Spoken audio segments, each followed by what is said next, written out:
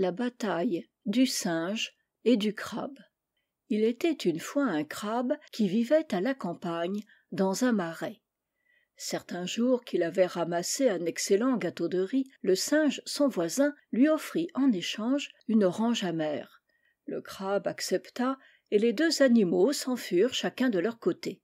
Vous pensez si le singe riait sous cape et était content du troc qu'il avait fait.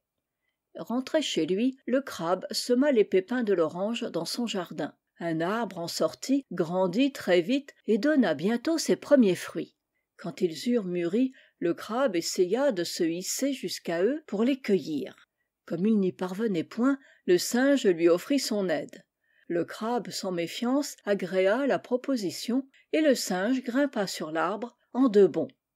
Aussitôt, il commença de prendre les meilleurs fruits et de les mettre dans ses poches, tandis qu'il jetait au peu ingambe propriétaire quelques oranges vertes en lui souhaitant bon appétit.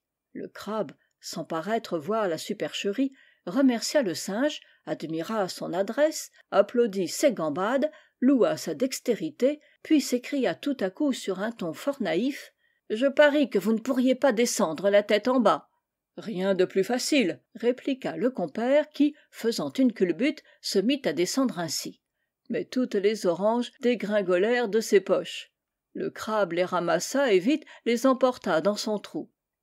Le singe ne pouvant l'y atteindre, se plaça en embuscade et dès que le crabe reparut, le battit tant et tant qu'il le mit en piteux état.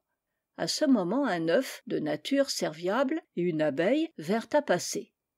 Ils soignèrent le crabe et le ramenèrent chez lui, puis s'enfurent chez le singe pour le punir de sa méchanceté. Comme le vilain animal était sorti, ils eurent tout le temps de combiner leurs plans de campagne et de se partager les rôles. Dès son retour, le singe voulut faire du thé. Mais à peine avait-il mis sa bouilloire sur le feu que l'œuf, caché dans les cendres chaudes, lui éclata au nez et le brûla. En même temps, l'abeille, sortant d'une armoire, le harcelait de piqûres, et une algue, venue à la rescousse, s'entortillait autour de ses jambes.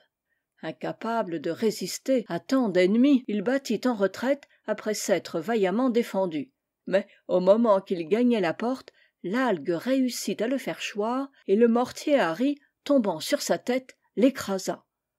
Ce fut le triomphe du crabe qui, jusqu'à la fin de ses jours, vécut dans une intimité fraternelle avec l'abeille, l'algue et le mortier.